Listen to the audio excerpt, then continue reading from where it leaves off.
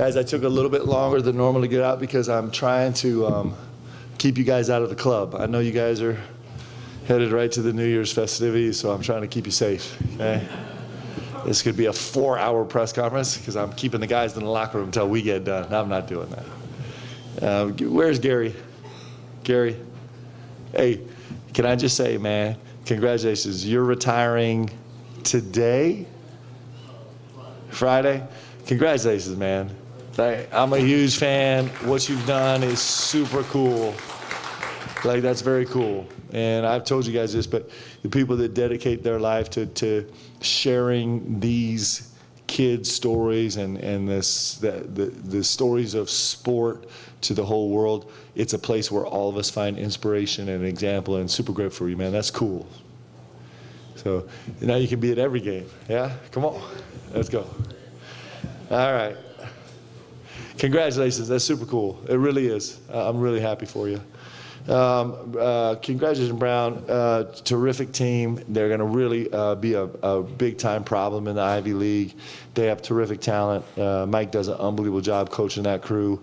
We have a ton of respect for what they've done. They've already posted huge wins this year, including a big-time overtime home win against Rhode Island. And you know, they gave Kansas all they could handle for a half, and it's a good team, and they have really good kids, and they're doing a great job. I was proud of our guys today.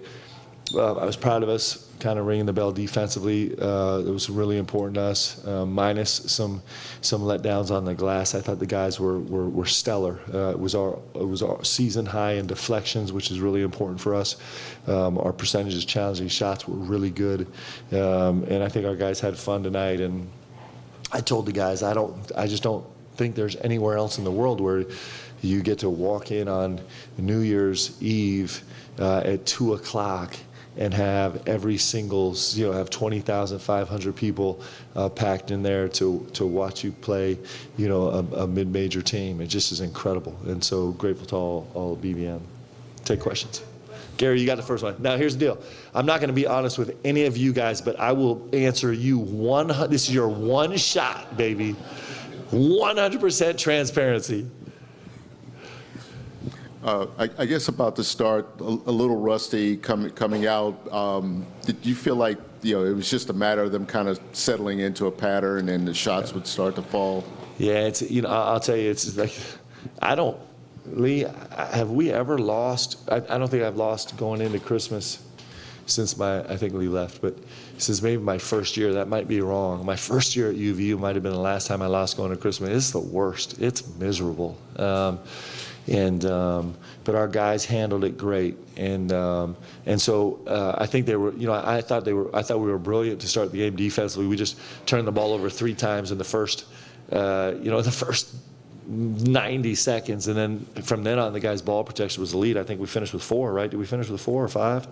With 5 turnovers, which is, I think, ties our best, or maybe one better than our best this season. So I think they were motivated by aggressiveness. The first one was Andrew Carr comes up with a huge steal early in the possession, and he's racing down the floor and wants to advance it to Jax, and Jack's not looking, and he kind of got held up. But I was actually really proud of how the guys came out. I was really proud of their focus and not swinging too wide on the defensive end, but they were really focused, and I thought that was great. Mark, at this point in the schedule, how challenging is it to maybe teach energy coming off of a game like that at MSG? I think it's such an important part of what we do, and it's something that we're gonna, that just doesn't happen. Like, that's something that you pay a ton of attention to and you really focus on. And so it's something that we do with our guys on an individual level by sending them positive or negative clips at 2 o'clock in the morning, or putting your arm around them at halftime, or laying into them in the locker room, after one of the guys falls asleep at a film session. That's never happened with us this season. And so I just think it's teaching your guys how to cull the energy out of their teammates, right? Like, how do they talk to their teammates? What do they see? It's no different than kind of anything in life that's hard and demanding and arduous and full of stress and pressure. Is you're trying to tap into every possible way to find energy, and our guys are good at it. Like, we're pretty good. We're not flawless in that area, but we're pretty good, and I think we have a chance to get better. Mark, I think Jackson said the phrase ball screen defense about 15 times when we talked to him yesterday. How far has that come in the last week or so? And then you mentioned the deflections. What was the number today, and what kind of led to that being the highest? I think I don't know how we finished. I know at one point in the second half we were at 23, which is really good for us to get there in the second half. And we, there was probably, we had a couple days was basketball all day long. And so I think there was probably some point during the last week where all of our guys were struggling to remember if there was anything involved in the game of basketball except for ball screen defense. We repped and repped and repped and repped and repped, and to our guys' credit, they really worked on it. And we still have, that's going to be,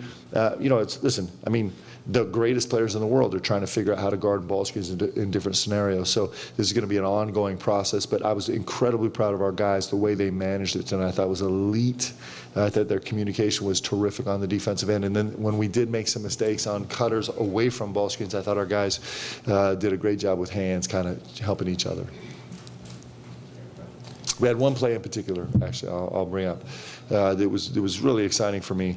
It was in the second half, early in the second half, and one of the things we've been talking about is we try and keep ball screen defense a 2-on-2 endeavor as much as we can, because we want to stay with shooters, and in response to some struggles we've had, we've been trying to incorporate those other three players to still be with shooters, but to be really early help, early recovery in a bunch of different scenarios. And so Andrew Carr actually was on the right side of the floor. Ball screen was happening on the left side of the floor, and he actually it was an OKC action, it was a Spain action where it's a ball screen and a back screen, and so the roll had kind of come open a little bit early, and Andrew came all the way to tag along the baseline, did it really early, was there early, got a little tag, and then like raced out to be there on the catch and came up with a deflection, almost came up with a steal, like a pick 6 steal, and it would have been a pick 2 steal, or maybe a pick and 1 steal, but it's little moments like that where like, okay, we're cooking, like we're getting better, right? That's all we care about. Can we get better? And these guys did. Coach, it seems like you tried a lot of different lineups, went pretty deep in your bench. Of course, Kerr's still out. But what did you learn about those guys and those rotations and lineups before you head into conference play? It seemed like you were trying a lot of different stuff out there as far as lineups and depth goes. Yeah, we're putting different guys together, just trying to figure out how they feel. We spent a lot of time in practice this week with Ansley and Andrew on the floor together, and with Andrew and BG on the floor together, and Ansley and Amari on the floor together. And so that mix up of bigs, I think there's some space in us to make us look different. I thought, the one thing I learned is that the TP is going to keep working into these minutes at the point, and he's going to keep getting more and more comfortable. Like for him right now, he's got so much more to his game than we're probably seeing in the limited minutes he's had so far, because he's still trying to just get over the newness of it. But as he settles in, and he's going to settle in under fire, but as he settles in, he's going to be very, very, very serviceable, giving us some minutes to the point. And Colin Chandler is made just insane amount of progress on the defensive end. Like it's brilliant. He was really good defensively tonight, and he was really good off 2 feet tonight. He was really good as a playmaker tonight. So, and then Trent Noah. The thing I learned about Trent Noah, he's just verified it again, is if we ever need a 3, I just need to sub him into the game and let him shoot it, because he does not need any warm-up time. He's just going to come bang 1 or 2. And so we're learning a lot about how the guys fit together. Kobe, I thought, a lot of kudos defensively, but I thought Kobe was elite defensively. Like he did a lot of make-up ability plays tonight, where he kind of came and blocked a shot late or stripped somebody late, kind of in a ball screen or a penetration rotation. I thought he was really good. So, him. We kind of were playing with the numbers for a long time, and there was some interesting things we learned about when him and Otega are on the floor together that we're trying to figure out what that means, and so a lot. We're digging into all of it. Coach, you mentioned the 5 turnovers in the game today. 18 assists to 5 turnovers might be one of the best margins of the season. Can you just speak to the team's cohesion, especially now we're getting to like the halfway point of the season in conference play, and what that's going to mean going forward? With the Yeah, it means everything for us. It's you look at a lot of numbers on the stat sheet that are important to us, but this assist turnover is real. Those numbers, because they're just a manifestation of if we're playing right on the offensive end, and the turnover number is an indication of if we're giving ourselves a real chance to guard on the defensive end. So those two numbers loom large for us. They're really important, and if we could stay above a 3-1 as a team, I'll be elated. We'll have a chance to win a lot of games. Yeah, Mark, assuming my voice holds out, I think you referenced the upcoming SEC could be a bloodbath. What's it going to take to survive that race, and how important is it holding serve at home every time? Yeah, it's every game you're gonna walk in and it's gonna feel like a toss up, and I think when you have that, it's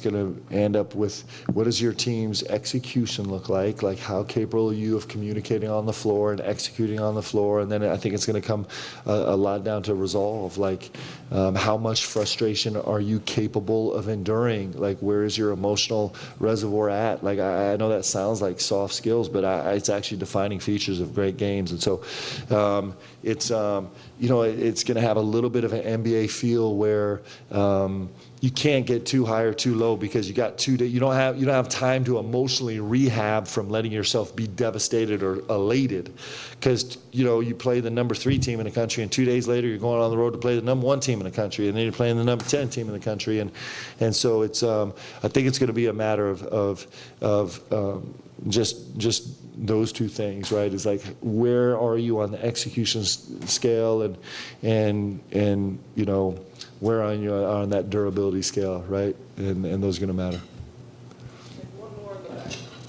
Hey, Mark, back here in the center, when you saw Kaden and Jasper out there on center court at a point, what did you say to them, and what did it mean to see them tonight? I'm allowed to talk about this, right? For sure. Yeah. Okay. Whew, I was getting nervous. The rules are changing all the time. I was hyped. So the truth is, I'm the last person to know anything. Actually, I'm pretty I only know a lot about very few things. And so I'm in the timeout talking to the staff, and I looked up, and those two kids are standing out there center court. And I got so excited. It was the first time I'd seen them on the court together. And definitely the first time I'd seen them on the court erupt with the joy filled. And I was just like, oh, this is going to be so fun. Like, not even containable. Those two guys are going to be incredible. They're going to work some real magic in this building, and I can't wait to get them here on the court in uniform. They're two beautiful, beautiful kids that are really, really talented and great competitors, and it's going to be fun to watch them grow. Super excited about those guys. Thanks, everybody. Okay, Gary, congratulations. Happy New Year to everybody. Let's go.